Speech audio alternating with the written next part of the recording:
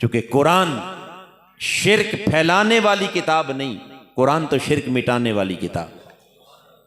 قرآن تعلیم شرک کے لیے نہیں، قرآن تعلیم توحید کے لیے آیا، اور قرآن سے بہتر توحید بیان کرنے والی کوئی اور کتاب بولیے۔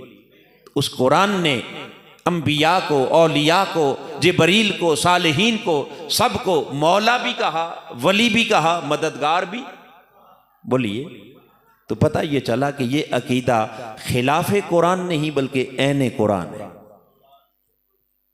اب یہاں تک اس بات کو سمجھ لینے کے بعد اگلی جو خاص بات آپ کے گوش گزار کرنا چاہ رہا ہوں وہ یہ کہ جب آپ اس نتیجے پر پہنچے کہ اللہ بھی مددگار ہے، رسول بھی، مومنین اور صالحین بھی کیا ہیں؟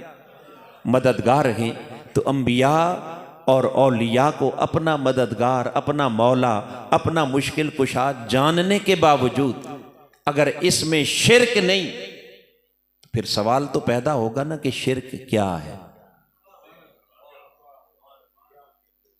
پھر آپ کا ذہن سوچے گا تو صحیح کہ یہ سب کچھ کہہ کے اگر شرک نہیں ہوا تو شرک ہوتا کب ہے؟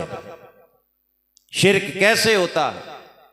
تو آئیے، اگر شرک کیسے ہوتا ہے اسے سمجھنا ہے تو پہلے خالق کائنات کے پیغام توحید کو سمجھیں۔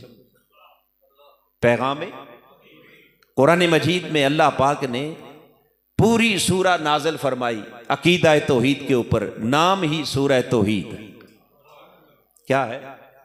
اور سورہ توحید کی پہلی آیت کریمہ جس میں خالق کائنات نے پیغام توحید دیا، ارشاد فرمایا قل هو اللہ احد، اے میرے حبیب آپ فرما دیں کہ وہ اللہ ایک ہے، وہ اللہ۔ اب یہاں خالق کائنات نے توحید الوہیت کو بیان کیا کہ اس کا ایک ہونا، کیا ہونا؟ ایک ہونا، وحدانیت، یہ توحید ہے۔ اب سوال یہ ہے کہ کون ایک ہے؟ بولیے، اونچا بولیے، ذرا محبت سے اپنے رب کا نام لینا، اللہ، پھر کہہ دیں کون ایک ہے؟ اللہ ایک ہے۔ اور اللہ کا جو مادہ اشتقاق ہے وہ ہے الہن، کیا ہے؟ اور الہ کا معنی ہے معبود۔ الہ کا معنی کیا ہے؟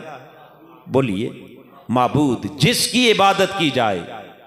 اب آئیے، جب لفظ الہ کا معنی سمجھ آ گیا، اب اس کی روشنی میں پڑھیے قل هو اللہ احد، حبیب انہیں کہہ دو کہ تمہارا معبود ایک ہے۔ بولیے، معبود، تمہارا مسجود ایک ہے، لائق عبادت ایک ہے، لائق بندگی ایک ہے، لائق سجدہ ایک ہے، لائق پرستش ایک ہے۔ یہ ہے توحید۔ یہ کیا ہے؟ پھر بولیے۔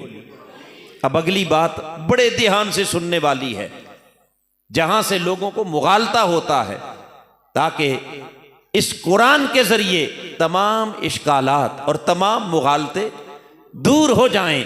آئیے، قرآن نے یہ تو کہہ دیا کہ اللہ ایک ہے، الہ ایک، معبود ایک، مسجود ایک، لائق عبادت، لائق بندگی ایک، لائق پرستش ایک، مگر اسی قرآن کو از اول تا آخر الحمد سے والناس تک اس کا مطالعہ کر لیں تو خالق کائنات نے پورے قرآن مجید میں کسی ایک مقام پر یہ نہیں فرمایا کہ تمہارا مولا ایک ہے۔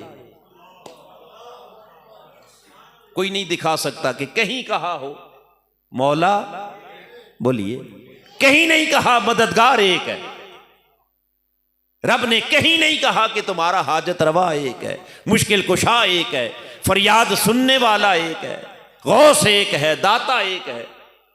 یہ لفظ مجھے نہیں معلوم کہ کہاں سے لوگوں نے بنا لیا، قرآن نے تو اس کا کہیں ایک ہونا